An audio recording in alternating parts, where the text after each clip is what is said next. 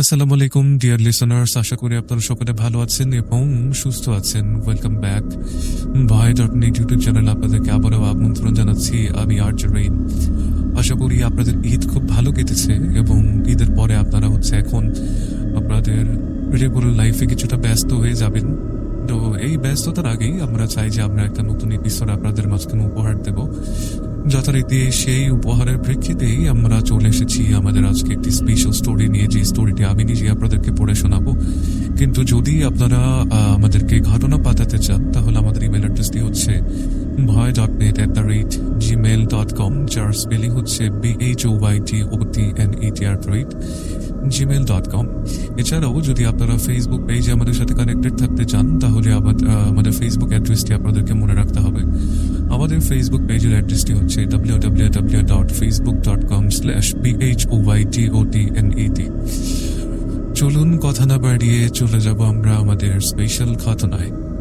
ঘটনাটি যিনি পাঠিয়েছেন উনি নিজের নাম বলাতে ইচ্ছুক নন, সেই কারণে প্রাইভেসির জন্য আমরাও ওনার নামটি প্রকাশ করছি না, বা উনি যেভাবেই লিখেছেন আমরা সেভাবেই পড়ার চেষ্টা করছি।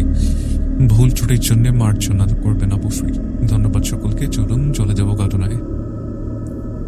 পাথরঘাটা পুরনো এক গ্রাম, যেন সময় এখানে থমকে গেছে। চারদিকে শুধু ধান ক্ষেত, তাল গাছ, বাঁশঝাড় আর ধুলো মাখা রাস্তা। কুয়াশা যখন নামে তখন মনে হয় যেন গাঢ় ও সাদা চাদরে ঢাকা পড়ে গেছে সম্পূর্ণ গোল পৃথিবীটা। এখানকার বাড়িগুলোর মাটির ছাউনি, খড়ের ছাউনি দেওয়া, আর মানুষের মুখে এখনো ঘুরে বেড়ায় শত বছরের পুরাতন লোককথা। এই গ্রামে একটা অদ্ভুত নিয়ম চলে আসছে প্রজন্মের পরে প্রজন্ম। কোরবানির মাংস সূর্য ডোবার পর রান্না করা যাবে না। কারণ হিসেবে বলা হয় ঈদের রাতে সেই রান্নার গন্ধ ডাকে এমন এক প্রাচীন ছায়াকে যে এককালে ছিল মানুষ, কিন্তু এখন রক্ত পিপাসু অভিশপ্ত এক আত্মা। বহু বছর আগে নাকি গ্রামে চুপিসারে একদিন রাত্রেবেলা কোরবানির মাংস কেউ রান্না করেছিল। তারপর আর তাকে কেউ বাড়ি ফিরতে দেখেনি। দরজা তালাবদ্ধ ছিল ভেতর থেকে পাওয়া গিয়েছিল শুধু ছিঁড়ে যাওয়া মাংসের টুকরো আর কুকুরের মতো বাঁকানো মানুষের হাড়। Rashidul, a bright 22 years old student of microbiology, এসেছে তার দাদু বাড়ি পাথরঘাটায় কোরবানির ঈদে। সে বিজ্ঞানে বিশ্বাসী, ধর্ম এবং কুসংস্কারে বিশ্বাসী নয়। তার চোখে ভৌতিক গল্প মানে লোকের গাঁজাখড়ি কথা। তার দাদু আব্দুল হাকিম সাহেব গ্রামে খুব সম্মানিত মানুষ। তিনি ধর্মপ্রাণ, ধীর স্বভাবের। ঈদের আগের দিন সন্ধ্যেবেলা তিনি একান্তে ডেকে বলেন, বাবা, পাথরঘাটার একটা নিয়ম আছে, কোরবানির মাংস রাতের বেলা রান্না করা যায় না। এটা শুধু কুসংস্কার না, এর পেছনে ভয়ানক কিছু আছে। আমরা নিজেরা দেখেছি। তুমি ভুলেও নিয়ম ভাঙিও না। আর রাশেদুল হেসে বলল, দাদু, আম্মু বলতো এই রকম ভয় দেখে বাচ্চাদের ঘুম পাড়ানো একসময় খুব ভালোই চলতো। এখন সায়েন্সের যুগ, we don't believe all this. পরদিন সকালে কোরবানি হয়। বিশাল গরু, চিৎকার, রক্ত এবং তারপর গোশতের ভাগ। সন্ধ্যা নামতে না নামতেই গ্রামের বাতাস যেন ভারী হয়ে ওঠে। পশ্চিম আকাশে সূর্য ডুবেছে, চারদিকে লাল আভা, বাঁশঝাড়ে কেমন একটা অস্বস্তির নিস্তব্ধতা। রাত 8:35। রাশেদুল তার বন্ধু বান্ধবদেরকে নিয়ে উঠোনে আয়োজন করছে গ্রাম্য বারবিকিউ নাইট। চুলায় কাঠ জ্বলছে, ধোঁয়া উঠছে, মাংস শেখার প্রস্তুতিও চলছে। একদিকে সে মোবাইলে গান বাজাচ্ছে, আরেকদিকে বন্ধুর ঝলসানো মাংসের গন্ধে উল্লাস করছে। এমন সময় হঠাৎ বাতাস থেমে যায়, যেন কেউ হাওয়াকে চাপা দিয়ে দিয়েছে। চুলার আগুন নিভে যেতে যেতে চারপাশে শুরু হয় এক অদ্ভুত শব্দ, ঝি ঝি ঝি ঝি। সেই পরিচিত পোকাদের আওয়াজ, কিন্তু আজ যেন অনেক গাঢ়, অনেক বেশি জোর। পাশের কুকুরটা যেন কিছুক্ষণ আগে হাড় খাচ্ছিল এবং হঠাৎ কেন যেন ঘেউ ঘেউ শুরু করে দিল। আর তার চোখ দুটো লাল, আর ক্রমাগত তাকিয়ে আছে বাড়ির পেছনের বাঁশঝাড়ের দিকে। বন্ধু তানভীর বলল, ওই দেখতো, কে দাঁড়িয়ে ওখানে? রাশেদুল হেসে মোবাইলে ফ্ল্যাশ জ্বালিয়ে তাকায়। বাঁশঝাড়ের মাঝখানে একটা অবয়ব। এটা মানুষ না, অনেক লম্বা, মাথায় টুপি বা কিছু একটা, না, যেন ছায়া ঘন হয়ে দাঁড়িয়ে আছে। কেউ কিছু বলার আগেই একটা বিকট গন্ধ ছড়িয়ে পড়ে চারপাশে। পচা মাংসের, রক্ত আর ধোয়ার গন্ধ মিলে একদম দম বন্ধ করা পরিবেশ। চুলার আগুন নিজে থেকেই জ্বলে ওঠে, আবার উজ্জ্বল হয়ে ওঠে, যেন কেউ তাকে বাতাস দিচ্ছে। তখনই এক ভয়ানক কান ফাটানো আওয়াজ, কে রান্না করছো? কে উৎসর্গ হবে? বা চারিদিক যেন ঝাঁকুনি খায়, গাছের পাতা জোরে জোরে কাঁপে, দরজা জানালা ঠাস ঠাস করে বন্ধ হয়ে যায়। তানভীর হঠাৎ মাটিতে পড়ে যায়, তার চোখ যেন উল্টে গেছে। রাশিদুল এগিয়ে গিয়ে ধরে, তানভীর, এই তানভীর, তুই কি করছিস এখানে? তানভীর হঠাৎ এক ভয়ানক কণ্ঠে বলে ওঠে, তুই ডাকলি? তুই তো আমাকে একটু আগেই ডাকলি। আমি এলাম, এবার তুই হবি উৎসর্গ। তার মুখ দিয়ে গড়িয়ে পড়ছে লাল লাল কিছু, রক্ত না, কেমন যেন পিচ্ছিল। তার শরীর ধীরে ধীরে বাঁকতে বাঁকতে যেন অস্বাভাবিক হয়ে গেল, যেন কারো পিশাচি হাত ভেতর থেকে ভেঙে দিচ্ছে তার শরীরটাকে। রাশিদুল ছুটে পালাতে চায়, কিন্তু তার পা যেন আটকে গেছে, হাওয়া যেন তাকে চেপে ধরে বসে আছে। চোখের সামনে ছায়াটা এগিয়ে আসে, জ্বলন্ত মুখ, মুখে শূন্যতা, আর এক হাতে যেন রক্তমাখা ছুরির মতো। তারপর অন্ধকার। সকালে পাথরঘাটার মানুষজন চমকে ওঠে। রাশিদুলের বন্ধুরা কেউ নেই, উঠোনে পড়ে আছে পুড়ে যাওয়া মোবাইল, এক জোড়া রক্তমাখা জুতো, আর এক কোণা থেকে পাওয়া একটা চিরকুট। আমি ডাকিনি, তবুও সে এসেছে। সে কোরবানির গন্ধে পাগল হয়ে গেছে। এবার সে ফিরে এসেছে উৎসর্গ নিতে, আর সে থামবে না। পাথরঘাটা গ্রাম অন্ধকার থেকে কিছুতেই মুক্তি পাচ্ছিল না। আর রাশেদুল আর তার বন্ধু বান্ধবেরা যা দেখেছিল তা শুধুমাত্র শুরু। গ্রামের লোকেরা এখন অস্বস্তির নিস্তব্ধতায় ঢুকে আছে। কেউ আর রাতের বেলা বাইরে বের হয় না। বাতাস যেন বিষাক্ত, আর প্রত্যেকের মনে বাস করছে একটা অদৃশ্য ভয়ের ছায়া। আর রাশেদুলের বাড়িতে কাঁপুনি ছড়ায়। সে জানে যা ঘটে গেছে তা এক মস্ত বড় রহস্যের অংশ, কিন্তু বিজ্ঞান আর যুক্তিবাদ তাকে এই অন্ধকার থেকে বের করতে পারছে না। সে নিজেই এক ধরনের কয়েদ। একদিন গ্রামের মসজিদের হুজুর সাহেব আজিজুর রহমান নিজে গ্রামে ফেরেন। তার আগমনের জন্য গ্রামে এক নতুন আশার আলো ছড়ায়। গ্রামের অনেকেই তাকে ঘিরে সমবেত হয়, আর হুজুর বলেন, এই ছায়াটি এক অভিশপ্ত জিন, যাকে দীর্ঘকাল আগে ভুলবশত এক উৎসর্গ দেওয়া হয়েছিল। কোরবানির রাতের রান্নার গন্ধে সে ফিরে আসে, এবং যারা সেই রাতে নিয়ম ভাঙে তাদেরকে ধ্বংস করে দেয়। গ্রামের কেউ মনে মনে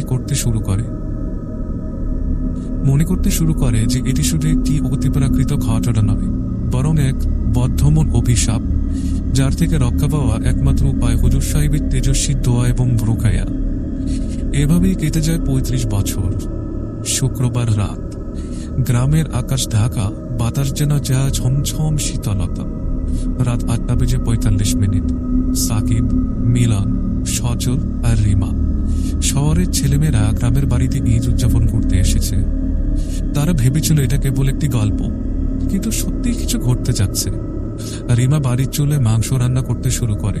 তারা সবাই মজা করছিল, কিন্তু অজান্তে এক বিধ্বংসী রাতের সূচনা করেছে। বাড়ির বাইরে হঠাৎ বেজে ওঠে এক অস্পষ্ট আওয়াজ। গাছপালা দুলতে থাকে, বাতাসে ছড়ায় পচা রক্তের গন্ধ। কুকুরগুলো হঠাৎ ঘেউ ঘেউ করে উঠল। সাকিব বাইরে গিয়ে দেখতে পায় এক ঘন ছায়া, যার মাথায় দুটি শিং আর মুখ ঢাকা রক্তমাখা চেহারা দিয়ে। ছায়াটি তাদের থেকে ধীরে ধীরে এগোচ্ছে। তার গলার কাঁপানো আওয়াজ, তোমরা আমাকে ডাকলে, এবার উৎসর্গ দিতে হবে। রিমা চিৎকার বাড়ির ভেতর পর্যন্ত ছড়িয়ে পড়ল। দরজার দিকে থেকেই খোলা হতে শুরু করলো এবং বন্ধ হতে শুরু করল। ছায়া বাড়ির ভেতরে ঢুকে পড়ল আর সজলকে ধাক্কা দিয়ে ফেলে দিল। সজলের মুখ যেন বিকৃত হয়ে গেল, চোখের সাদা অংশ লাল হয়ে গেল।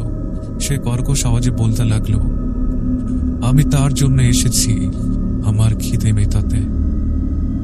গ্রামবাসী হুজুর সাহেবের কাছে ছুটে আসে। হুজুর তারপর গ্রামের মসজিদে বিশেষ ঘোষণা দেওয়া শুরু করেন। তিনি পবিত্র কোরআনের আয়াত পড়েন আর পানি স্প্রে করতে থাকেন। 3 দিন 3 রাত গ্রামে দোয়া রুকাইয়া এবং জ্ঞানীদের সহায়তায় যুদ্ধ হয়। এক রাতে সেই ছায়া পূর্ণ আকারে উপস্থিত হয়, 6 হাত লম্বা, পচা চামড়া আর আগুনের মতো চোখ। তোমাদের ঈদ আমার আহার, আজ আমি তোমাদের উৎসর্গ নেব। তবে হুজুর সাহেব তার সশক্ত দোয়া এবং আল্লাহর কাছে সাহায্য চাইতে থাকেন সেই ছায়াটির বিরুদ্ধে। পাথরঘাটা গ্রামে রাতের অন্ধকার নেমেছে গভীর এবং নির্জন ভাবে। চারিদিকে শুধু কাপা বাতাসের গুঞ্জন আর দূরে দূরে কুকুরের দুর্বল ফোফো। এমন সময়ে গ্রামবাসীর মনে বাসা বেঁধেছে এক অনির্বচনীয় আতঙ্ক, যা শুধু চোখে দেখা যায় না, বরং মনের অজানা কষ্ট দিয়ে জোরালোভাবে স্পর্শ করে। ঈদের দিন থেকে যা শুরু হয়েছে তার ধাক্কা এখন ক্রমশ ভয়ানক হয়ে উঠেছে। শিশু থেকে বৃদ্ধ সবাই যেন এক একটি ছায়ে বন্দী। রাতের এক করে লুকিয়ে থাকা ভয় যেন সবার রক্ত জমাট করে দিয়েছে। সজল যাকে ছায়াটি দখল করেছিল তার বদলে এখন আর মানুষ নয়, এক অভিশপ্ত সত্তা, এক লেজার মতো লম্বা চামড়া ছেঁড়া, আগুনের মতো চোখ এবং এমন ভয়ঙ্কর গলা যার প্রতিধ্বনি গ্রাম জুড়ে দাউ দাউ করে বাজে। সেই রাতে আধারের গাঢ় কালো ধোঁয়া ফুলে যা স্পর্শ করলে শীতলতা এসে হাড় পর্যন্ত জমিয়ে দেয়। গ্রামের লোকেরা রাতে ঘর থেকে বেরোতে পারে না। কেউ সাহস করে বাইরে গেলে রাতের কারো অন্ধকারেই কাটা গাছ, ভেঙে যাওয়া ঘর আর ভীতিকর ছায়ার সাথে দেখা হয়। রাশেদুল, যিনি আগে বিজ্ঞানের পক্ষে ছিলেন, এখন বিশ্বাস করছেন না।